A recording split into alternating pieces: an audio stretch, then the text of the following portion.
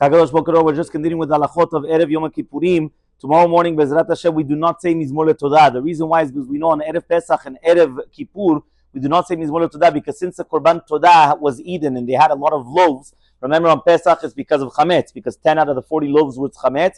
And on Kippur, since they had to eat it, if they're going to bring the Korban Todah, they wouldn't be able to eat it because of Kippur, so then it would go to waste. So in order not to waste Kodshim, so therefore they would not bring the Korban Todah on Erev Kippur or on Erev Pesach. So the minhag is not to say Mizmor Letoda tomorrow morning in the Shachrit. Besides that, obviously we know that there's not going to be Tachronim tomorrow morning, and therefore we're still going to do the Avinu Malkenu, but just without the different parts of the Selichot, basically the parts of the Tachronim, Mechila and Slicha, I think has a number 2 on it in the Patach Eliyahu, that we're not going to be doing. That is going to be tomorrow morning. Tomorrow morning, besides those two differences, also, right, we're going to have the Atarat Nedarim again, which means that we have the minhag of doing it minimum of Erev Rosh Hashanah, Erev Kippur, also the night which is going to be Kal Nidre, that's going to be the night of Kippur. Some people do also on whether it's going to be Erev Rosh Chodesh Elul. Some people also do 40 days before Rosh Hashanah, so they'll do it in the middle of Av also as well. There's many different minhagim, but again, we're going to be doing tomorrow morning, again, the concept of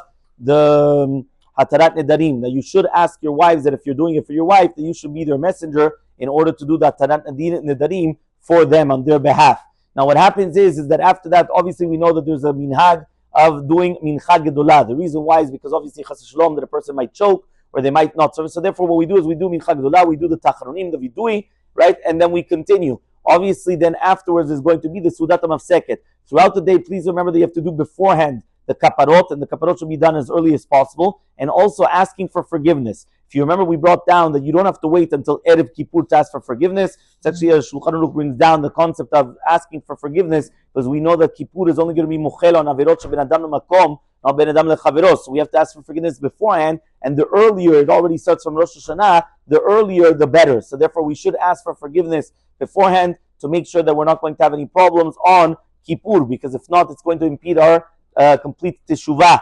There is a minhag also doing malkot, which is again that they give lashes, that again it's 39 lashes. If somebody wants, we could get a real belt, we could do it the real way, or if not, they do it a little bit more soft, right, that they'll be able to do the concept of the malkut also beforehand. So that's just going to be throughout the day, right, the different minhagim. Obviously there's the concept of tzedakah, tevilah b'mikveh, purifying ourselves. The person does not have a mikveh, so then they'll be able to do whether it's going to be the Tisha Kabin or they're going to be even the Netilat Yadayim that we spoke about on Erev Rosh Hashanah. But again, these are just different halachot that we're talking about leading up to Yom Kippur, and Bezrat Hashem, hopefully we should have a Gemar Chatima Tova.